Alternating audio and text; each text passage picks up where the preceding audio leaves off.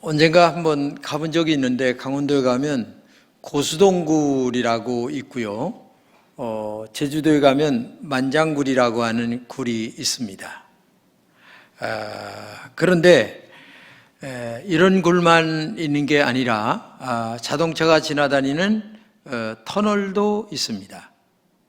근데 터널과 동굴과의 공통점은 들어가는 입구가 있다고 하는 것입니다.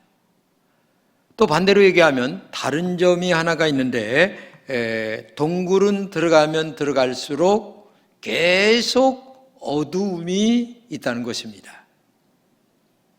근데 터널은 들어갈 때에는 어둡다가 나중에 점점 더 밝아지면서 환한 빛으로 끝나는 게 터널입니다. 근데 우리 인생을 살다 보면 동굴과 같은 인생을 살아가는 분들도 있습니다. 참 모질게도 평생토록 어렵게 인생을 동굴처럼 힘들게 살아가는 분들도 가끔 보다 보면 있습니다. 그래서 신문에 보게 되면 어려운 이야기들이 신문에 덮을 때가 있습니다. 그러나 어떤 분들은 터널처럼 정말 힘들게 시작했습니다. 여러분과 제가 나이 젖또래 되는 분들은 정말 힘들게 인생 시작했습니다. 6.25 때 태어났고 6.25 후에 태어난 분들입니다. 먹을 것이 없어서 얼마나 고생을 많이 한지 모릅니다. 정말 힘들게 시작했습니다. 터널을 들어갔습니다. 그러나 시대적으로 보게 되면 지금은 터널을 빠져나온 경제 10대 구간에 들어가는 나라에 살아가는 엄청난 빛 가운데 살아가는 우리가 지금도 되었다는 것을 알게 되죠. 이거는 상황적인 상황을 얘기했지만은 개인의 인생도 이런 분이 있다는 얘기입니다. 동굴처럼 어둡게 계속 살아가는 분도 있는 반면에 정말 터널처럼 어둡게 시작했지만 정말 마지막에 빛으로 끝나는 분들도 있다고 하는 사실입니다. 자, 왜 이런 차이가 있느냐? 한 가지입니다. 우리가 인생을 살면서 굉장히 중요한 것이 하나가 있는데 뭐냐면 우리의 동굴처럼 어두운 문제 해결자이신 빛이 되시는 예수님이 내 안에 정말 있느냐 없느냐, 이 차이가 엄청나게 크다는 얘기입니다. 그저께 원희룡 장관에 대한 신앙적 간증 이야기를 제가 들었습니다. 아버님이 지금도 제주도에 살아계신데 아버님이 하시는 것마다 안 된다는 거예요. 장로님이신데 지금은 은퇴 장로님이십니다. 그러다 보니까 너무 어려워서 6남매 중에 자기가 둘째고 형님은 목회자이시고 4명은 다 딸인데, 그래서 아버지가 마지막에 서점을 하시는데 서점도 망했다는 거예요. 근데 아버님은 그 어려운 중에도 새벽이면 가서 기도하시고 눈물을 흘려 간절하게 기도하고 어머니 아버지가 믿음으로 살아라, 힘들어도 믿음으로 살고 말씀대로 살아라, 그거 하나만을 그렇게 강조하셨다는 거예요. 그런데 그 아버지의 신앙의 가르침이 자기를 오늘 있게 만들었다고 하면서 아버지 이야기를 하면서 눈물을 흘리는 그 원장관을 보게 됐습니다. 그 안에 빛이 되신 예수님이 아버님 안에 계셨고 그것을 자녀들에게 가르치기 위하여 애쓰고 힘썼던 그 아버지의 결과가 오늘의 자기를 만들게 됐다고 하는 이야기를 한 것입니다. 오늘 우리에게 주어진 삶은 그렇게 녹록하지 않습니다. 왜 우리의 인생에 문제와 고통이 연속인지 모릅니다. 고통과 아픔이 인생의 여정 속에 찾아옵니다. 마치 동굴처럼 어두운 인생의 역사가 계속 찾아오는 사람도 있습니다. 그런데 오늘 본문에 이와 같은 동굴 속에 살아가는 어두운 인생 한 사람이 나타납니다. 가장 행복해야 할 요셉에게 지금 결혼 준비 중에 있습니다. 그런데 놀랍게도 원하지 않는 아주 동굴과 같은 캄캄한 어두움의 동굴 속에 문제가 요셉에게 찾아오게 됐습니다. 오늘 본문은 요셉에게 위기가 찾아온 이야기를 우리에게 말하고 있죠. 그는 마리아와 약혼했습니다. 그러나 놀랍게도 자신의 약혼녀 마리아가 임신한 것을 알게 됩니다. 아니, 결혼도 하지 않았는데 임신한 그 여자를 만난 이 요셉의 심정이 어떤가를 여러분 아시죠? 인간적으로만 바라보는 그 요셉에게 내가 지금 약혼한 여자가 임신했어요. 여기에 행복할 남자가 있겠습니까? 정말 깊은 고민과 어두운 동굴 속에서 그 마음의 갈등을 지금 해결하지 못하고 있는 이 요셉의 문제를 한번 좀 깊이 생각해 보시기 바랍니다. 그러니 약혼한 요셉이 얼마나 어두운 동굴처럼 괴로워하고 있나를 우리는 생각해 볼 수가 있습니다. 본문 18절입니다. 예수 그리스도의 나심은 이러하니라. 그의 어머니 마리아가 요셉과 약혼하고 동거하기 전에 성령으로 잉태된 것이 나타났더니. 자, 히브리인들의 결혼 풍습은 결혼 전이지만 약혼은 그들에게 결혼과 같은 법적 효력을 갖고 있다고 합니다. 그러므로 약혼한 여자가 반드시 순결을 지켜야 했습니다. 뿐만 아니라 약혼한 남자와 여자는 결혼 전까지 부부관계를 갖지 않습니다. 이러한 풍습은 오늘의 약혼보다 엄청 엄격한 법적 구속력을 갖고 있습니다. 그래서 약혼을 한 후에 간음죄가 아니면 파혼을 쉽게 하기가 어렵다는 얘기죠. 그러므로 어떤 여자가 정혼기간 중에 남자와 간음을 했을 때에 철저히 간음죄 적용을 하여 율법대로 돌에 맞아 죽을 수밖에 없는 그런 형편이에요. 그래서 요셉은 생각만 해도 너무나 끔찍했습니다. 마리아가 잉태한 사실이 알려지면 그녀가 율법에 맞아 율법대로 돌에 맞아 죽어야 되는 그러한 일이 벌어지는 것을 생각을 했고, 그 다음에 만약에 그렇게 됐을 때에 자기의 체면은 어떻게 될까라고 하는 이런 그 약혼녀의 문제와 자기의 체면의 문제, 인격의 문제 때문에 얼마나 많은 고민을 하게 되는지, 그래서 이러한 생각을 하는 요셉 자체가 어두운 동굴 속에 갇혀 잡혀서 정말 이러지도 못하고 저러지도 못하고 일에 손이 잡히지 않고 정말 그 상황을 여러분 한번 생각해 보세요. 개인적으로 이런 일이 있었을 때에 여러분은 요셉의 심정으로 들어가 본다면 아마 오늘 요셉의 이 마음이 얼마나 가슴 아픈 일인가를 우리가 가히 짐작하지 않을 수가 없습니다. 요셉의 인생은 어두운 동굴 속에 갇혀버렸습니다. 그런 인생의 위기가 정말 찾아왔습니다. 아무리 보아도 이 어둠의 함정에서 빠져나갈 길이 없어요.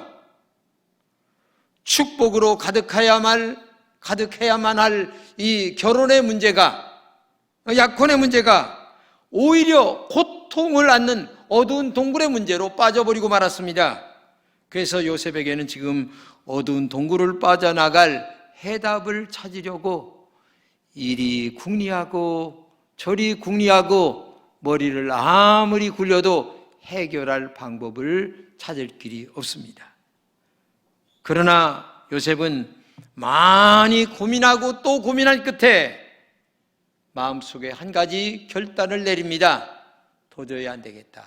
파혼을 해야 되겠다. 뭐 체면이고 뭐고 마리아가 죽든 말든 어떻게 됐든지 간에 파혼을 해야 되겠다라고 하는 마음을 마음속에 간직을 합니다. 그런데 그때 놀랍게도 19절에 이렇게 얘기합니다. 그의 남편 요셉은 의로운 사람이라 그를 드러내지 아니하고 가만히 끊고자 하여. 여기 지금 의로운 사람인 요셉이 파혼을 하기로 마음에 결정을 하고 가만히 끊고자 하여 라는 말을 하고 있죠. 요셉은 의로운 사람이었습니다. 비록 자신의 정혼녀가 잉태했지만은 가만히라고 하는 말은 뭐예요? 함부로 누설하지 않고 여기저기 말하지 않고, 되도록이면 마리아도 다치지 않고, 되도록이면 나도 체면 유지하고 라는 방법 한도 내에서 이 문제를 해결하려고 하는 그 마음을 가졌다는 얘기예요. 문제를 외부로 발설하지 아니하고 조용하게 이 문제를 해결해 보려고 하는 마음을 갖고 이 문제에 접근을 했다는 얘기입니다. 그래서 다른 이유를 들어서 파혼을 해야 되겠다라는 마음을 갖지 않았나 하는 생각을 가져보게 되는 거죠. 그것이 마리아와 요셉의 미래를 위한 최선의 방법이라고 생각을 했기 때문에 그렇습니다. 문제를 해결하는 데는 지혜가 필요합니다. 소문을 내지 않았습니다. 이게 굉장히 중요한 것입니다. 어떤 문제가 있을 때에 여기저기 소문을 내면 이 문제가 와전이 되어서 더 큰 문제로 발생이 되기 때문에 소문을 내지 않고 가만히 끊고자 하여라고 하는 이 요셉의 지혜가 필요한데 오늘날은 그렇지 못합니다.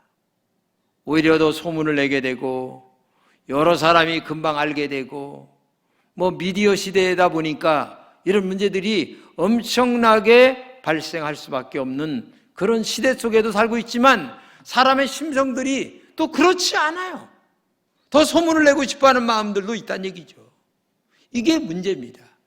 오늘 여러분과 저는 어떤 문제가 있을 때에 요셉에게 정말 배우는 지혜가 있어서 가만히 끊고자 하여 라고 하는 이 지혜가 여러분들에게 있기를 진심으로 축복합니다. 이게 지혜예요. 이게 은혜란 얘기예요. 이게 성경적이란 얘기입니다. 오늘 이 땅에도 어두운 동굴에서 요셉처럼 해결을 찾기 위해서 헤매는 인생들이 참으로 많이 있습니다. 제가 가만히 설교를 준비하면서 생각해 보니까 화성 연쇄 살인 사건이 생각이 났습니다. 범인이 30년 동안 잡히지 않았습니다. 근데 DNA 검사로 말미암아 30년 후에 잡혔습니다. 근데 그게 이춘재라고 드러났어요. 근데 문제는 다른 건 다 시효가 지나서 괜찮은데 8차 사건이 문제입니다. 8차 살인 사건도 이 범인이 다른 사람으로 발견이 되어서 이미 형을 살고 감옥에서 나왔습니다. 그런데 나중에 이춘재가 거기도 내가 했다 이렇게 불게 된다는 얘기입니다. 참 희한한 일이 일어나게 된 거죠. 경찰에서 문제를 해결하려고 했지만은 방법이 정당하지 못했습니다. 그들이 사용한 해결책은 억울한 사람 한 사람을 더 만들어내는 결과를 가져왔다는 얘기입니다. 문제를 해결하려고 애를 썼지만 문제를 해결한 것이 아니죠. 하나의 문제를 더 만들어냈습니다. 인생의 어두운 동굴에 갇힌 사람들이 스스로 찾아낸 해결책은 바로 더 어두움의 문제의 동굴의 깊음으로 들어가는 방법밖에 없다고 하는 얘기입니다. 이처럼 오늘 이 세상에는 어두운 동굴에 갇힌 인생들이 많이 있습니다. 동굴에서 빠져나와야 하지만 길을 찾지 못하고 헤매고 있는 분들이 너무나 많이 있습니다. 오늘 이런 문제는 여기저기서 엄청나게 많이 일어나고 있습니다. 저는 교회를 위해서 정말 간절하게 기도합니다. 아마 하루에 기도 시간을 거의 많이 보낸다고 해도 과언은 아닙니다. 하나님의 은혜로 해결되기를 말입니다. 우리는 정말 내가 죄인이라는 고백이 있어야 됩니다. 내 탓입니다. 나 때문입니다. 이런 고백이 있을 때 문제 해결의 진정한 열쇠가 출발이 된다고 하는 사실을 우리가 알아야 됩니다. 그렇기 때문에 여러분들도 간절하게 하나님 앞에 기도하는 여러분 되시기를 진심으로 축복합니다. 우리는 어떤 경우에도 하나님의 말씀이 인생과 신앙의 기준이 되어야 된다는 얘기입니다. 하지만 어느 순간부터 말씀을 떠나버리고 내가 주인 되어 살아가는 경우가 많이 있습니다. 세상의 방법에 휩쓸려 가고 있습니다. 그래서 하나님의 자녀들마저 인생의 길을 정말 잃어버리고 어두운 동굴 속에서 헤매는 분들이 얼마나 많이 있는지 모른다는 얘기입니다. 우리 믿음의 사람들조차도 영적인 방법으로 살지 않고 끊임없이 자신의 방법으로 어떤 문제를 해결하려고 할 때가 많이 있습니다. 우리 기도합시다. 우리 말씀으로 돌아갑시다. 우리 신앙으로 돌아갑시다. 이렇게 말하지 아니하고 인간의 방법으로 이 문제를 자꾸 해결해 가려고 하다 보니까 꼬일 수밖에 없고 또 꼬일 수밖에 없는 거예요. 그 결과 끝없는 죄의 나락으로 빠져드는 것입니다. 빛의 길을 찾기가 너무너무 힘들다는 얘기입니다. 이제 요셉은 파혼을 하기로 마음속에 작정했습니다. 너무 괴로워서 살 수가 없어요. 아무리 생각해도 방법이 없어요. 어떻게 해결할 길이 없어요. 그래서 파혼을 하기로 딱 마음에 결심을 하고 그날 밤을 자는데 본문 20절 이하입니다. 이 일을 생각할 때에 주의 사자가 현몽하여 이르되 다윗의 자손 요셉아 내 아내 마리아 데려오기를 무서워하지 말라. 그에게 잉태된 자는 성령으로 된 것이라. 아들을 낳으리니 이름을 예수라 하라. 이는 그가 자기 백성을 그들의 죄에서 구원할 자이심이라 하니라. 네, 참 희한하죠. 마음의 갈등을 갖고 이 문제를 해결해 보려고 어두운 동굴 속에서 인간의 방법으로 빠져나오려고 아무리 애를 써도 안 되더니만 그날 밤에 하나님의 천사가 나타나 꿈에 현명을 합니다. 그리고 마리아의 뱃속에 있는 그 아이는 성령에 의하여 잉태되었다는 사실을 알려줍니다. 그 아이는 백성들의 죄에서 구원할 메시아라는, 그리고 이름까지 죄에서 건져낼 자다라는 이름까지 예수라고 확실하게 설명해 줍니다. 요셉은 너무나 놀랐습니다. 그리고 하나님이 두려웠습니다. 하나님의 뱃속에 있는 아이, 마리아의 뱃속에 있는 아이가 고대하던 메시아라고 하니 얼마나 놀랐는지 몰랐습니다. 하지만 이것은 하나님의 말씀이었습니다. 그래서 요셉은 좋든 싫든 순종할 수밖에 없는 사건이 벌어지게 된 거죠. 여러분, 인간적인 방법으로는 요셉은 파혼을 해야 됐습니다. 그러나 하나님의 성령에 의하여서는 결혼을 해야 된다고 하는 얘기입니다. 근데 결혼을 해야 된다고 하는 이 일에도 엄청난 부담이 가는 것인데도 요셉은 여기에 순종한다고 하는 사실이 굉장히 중요한 것입니다. 잠에서 깨어난 요셉은 이제 파혼만이 유일한 길이라 믿었던 자신의 방법을 확실하게 마음속에서 내려놓게 됩니다.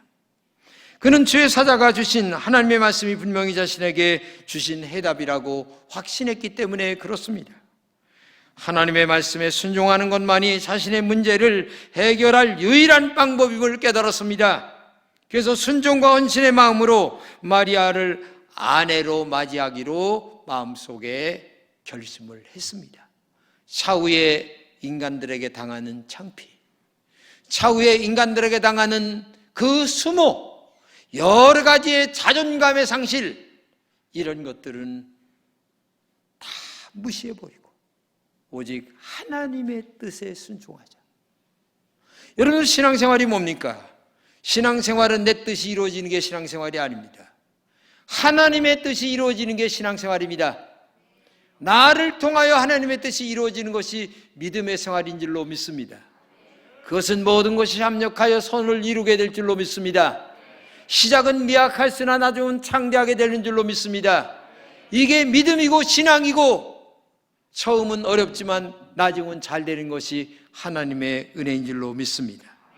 그렇기 때문에 이 요셉은 마리아와 헌신의 마음으로 결혼하기로, 아내로 맞이하기로 마음속에 결심하고 다짐하게 됐다고 하는 것을 우리가 알게 됩니다. 그렇게 마음먹은 순간 그는 더 이상 아무것도 두렵지 않았습니다. 그는 갇혀버린 어두운 갈등의 동굴에서 희망의 빛이 보였습니다. 인간적인 수단과 방법을 다 내려놓고 하나님이 주신 빛의 해답을 따르기로 했습니다. 그때 요셉의 마음은 바로 동굴의 어두움에서 빛의 마음으로 평안과 기쁨으로 가득했다고 하는 사실을 우리가 알아야 됩니다. 예레미야 29장 11절 이하입니다. 너희를 향한 나의 생각을 내가 아나니 평안이요 재앙이 아니니라. 너희에게 미래와 희망을 주는 것이니라. 너희가 내게 부르짖으며 내게 와서 기도하면 내가 너희들의 기도를 들을 것이요 너희가 온 마음으로 나를 구하면 나를 찾을 것이요 나를 만나리라. 하나님의 생각과 내 생각하고는 차이가 달라요. 엄청난 갭이 있습니다. 응? 여러분들이 어린아이들에게 칼 들면 위험해, 하지마, 들지마 라는 말을 아이들이 이해하기가 쉽겠어요? 어려서 공부 열심히 해. 그러면 너의 앞길이 굉장히 훌륭해. 그런데 지금 게임하기가 너무 좋은데 그 말을 알아듣는 아이가 그렇게 많지 않아요. 하나님의 말씀대로 살면 축복이 된다라고 하는 말을 이해하기가 어려워요. 교인들은 교회를 다니면서도 아직도 내 주장이 너무 강하고 하나님의 뜻보다 내 뜻을 찾기가 정말 일수예요. 응? 거의 다 그런 분이 태반이에요. 그렇기 때문에 말씀에 순종을 안 해요. 믿음으로 살질 않아요. 기도하지 않아요. 언제나 하나님 앞에 기도하고 믿음으로 찾는 게 아니라 내 방법대로 살려고 하는 인간의 지혜를 얼마나 구하는지. 기도하며 지혜를 구한다는 말은 또 이해를 해요. 그런데 기도하지 않고 이 사람 저 사람 찾아다니면서 사람의 지혜만을 구할 때가 얼마나 많습니까? 너희를 향한 나의 생각을 내가 아나니 평안이요 재앙이 아닌데 미래의 희망을 주는 것인데, 내게 와서 기도하고 부르짖으며 그렇게 한다면 분명히 기도를 들어줄 것이다. 나를 찾으면 만날 것이다. 분명히 하나님의 뜻대로 살면 좋게 동굴이 아니라 터널로 끝나는 인생이 될 줄로 믿습니다. 우리를 향하신 하나님의 생각은 평안과 희망을 준다는 사실을 알아야 합니다. 오늘 이 땅에 오신 예수 그리스도는 어두운 동굴 속에서 자신의 방법대로 인생을 풀어가는 모든 인간들에게 빛으로 인도하기 위하여 이 땅에 오신 주님이신 줄로 믿습니다. 어두운 동굴에서 방황하는 자들에게 주님은 용기와 희망의 빛을 주기 위하여 이 땅에 아기 예수로 오신 줄로 믿습니다. 평안과 위로의 빛을 주십니다. 인생의 문제를 해결하는 참 해답의 빛을 우리에게 주신 분이 예수 그리스도 그분이십니다. 오직 예수 안에서만 우리의 인생의 목적을 발견할 수가 있습니다. 인생을 살아가는 참 원리를 발견할 수가 있습니다. 진정한 삶의 의미를 찾을 수가 있습니다. 그래서 오늘 우리는 요셉처럼 하나님의 말씀을 믿고 구원자 되신 예수 그리스도 앞에 나와 믿음으로 기도하고 말씀대로 살아가는 길만이 진정한 해답이 되는 줄로 믿습니다. 빛의 길로 나가는 길인 줄로 믿습니다. 인간의 삶의 방식과 세상의 원리를 내려놓는 길만이 진정한 동굴을 벗어나, 아니 동굴 속에 있다 할지라도 하나님의 밝은 빛으로 우리를 인도하는 길인 줄로 믿습니다. 정말 어두운 동굴 속에서 희망의 빛 대신 예수님을 만나는 여러분 되시기를 진심으로 축복합니다. 1835년도에 대학을 졸업한 조지 뮬러라고 하는 목사님이 계십니다. 그때 콜레라가 영국의 브리스톨이라고 하는 지방을 휩쓸고 갑니다. 사람들이 다 죽어갑니다. 그리고 어린아이들이 부모를 잃고 콜레라에 걸려 정말 이리저리 방황하며 여기저기 시신이 나뒹구는 것을 보게 됩니다. 그 모습을 한복판에서 이렇게 바라보던 이 뮬러 목사님이 하나님 앞에 기도하면서 저 어린아이들을 어떻게 살려낼 수 있을까? 라고 하는 마음의 기도를 하면서 눈물을 흘리면서 그 쓰러진 어린아이들의 시신을 보면서 참 기도를 합니다.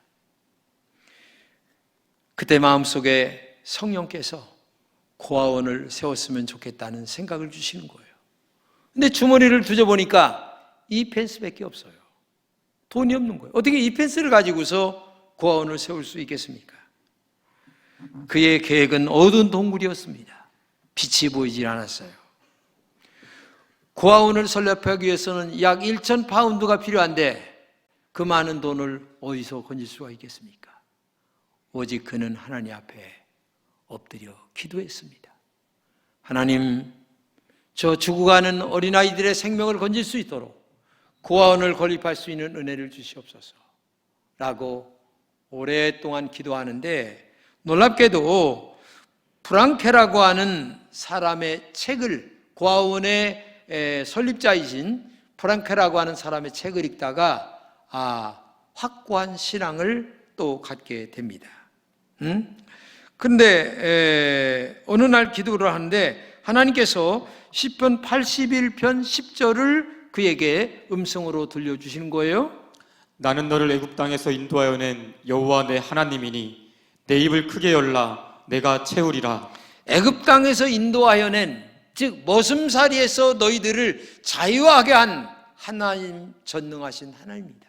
살아계신 하나님이시다. 그 하나님 앞에 내 입을 크게 열라. 믿음의 입을 크게 열라는 거예요.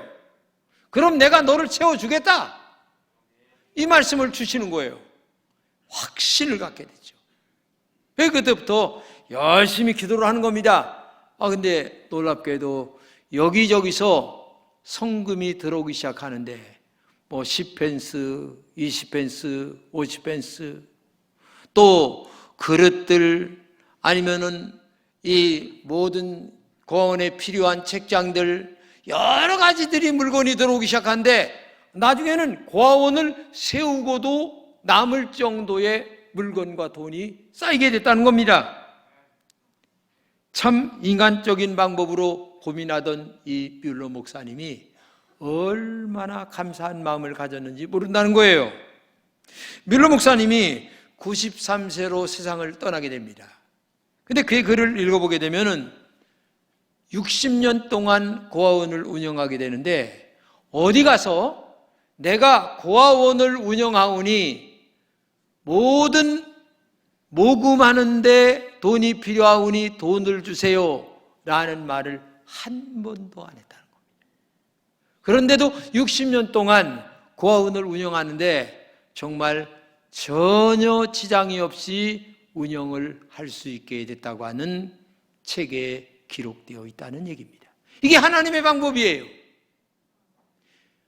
정말 이게 하나님의 능력입니다. 그렇기 때문에 오늘도 우리가 기도를 하되 지혜를 구하되 기도하며 지혜를 구하고, 항상 문제를 위하여 기도할 때에도 하나님의 방법으로 되게 해달라고 기도해야 될 줄로 믿습니다. 이게 정말 기독교인의, 즉 신앙인의 영적 자세요, 어두운 동굴에서 벗어나는 지름길인 줄로 믿습니다.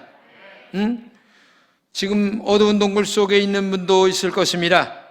동굴을 빠져나오는 길은 오직 하나님의 말씀에 순종하는 길밖에 없습니다. 기도할 때 해답이 있습니다.